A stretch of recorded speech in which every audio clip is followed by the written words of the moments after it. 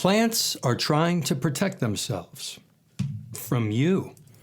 That might sound shocking at first, but plants are not here to help you. They're not here for your health. They're not here to nourish you.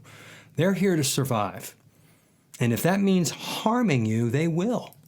The truth about plants is that plants don't have teeth, they don't have claws, they cannot run.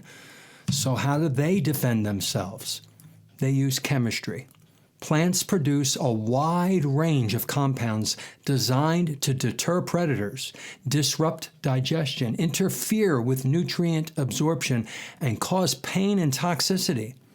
These are called plant defense chemicals, or more simply, plant toxins.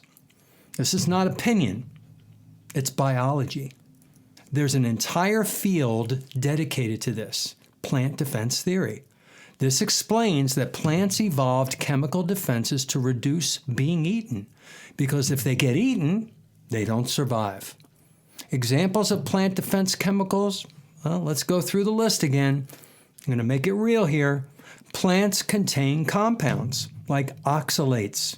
They can bind to minerals and form crystals in the body. Lectins, they can interfere with gut lining and digestion. Phytates bind essential minerals like zinc and iron. Tannins reduce protein digestibility.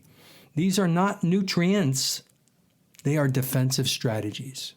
But plants have nutrients. Yes, they do. But that's not their primary goal. Their goal is reproduction and survival. If a plant can discourage you from eating it or reduce the damage if you do, that's a win for the plant, not necessarily for you.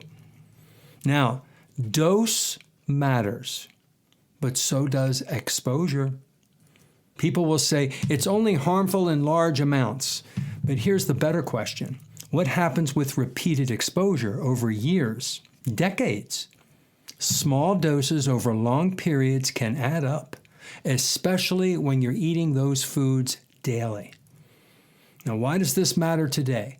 In the modern world, we've been told, eat more plants. Plants are always good. The more, the better. But that ignores a crucial truth. Plants evolved to protect themselves from being eaten.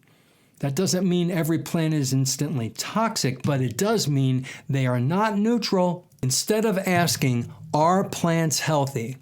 Ask, what compounds are in this plant? And how does my body respond to them? Because this is highly individual. Some people tolerate certain compounds, others don't. I want to talk about my book. If you want to go deeper into this, I wrote an entire book breaking this down, Beyond Oxalates, the complete guide to plant toxins. In this book, I cover the major plant toxins and how they work, how they affect the human body over time, why some people react more than others, and how to identify what may be impacting your health. This is not surface level. This is a deep dive into what plants are actually doing inside your body. Plants are not evil. They're just doing what they were designed to do, protect themselves. The question is, do you understand what that means for you? Because once you do, you stop blindly trusting food and you start making informed decisions. If you found this helpful, click the thumbs up, subscribe to my channel, click the bell icon, share this video with someone you think can benefit from it by pushing that share button and sending it off to different places. And if you leave me a question or a suggestion, I will write you back. My book, if you go down into the show notes of this YouTube, you will see a link to this paperback and the Kindle of this book and my other 2 books. Thank you for tuning in today, and have a good day.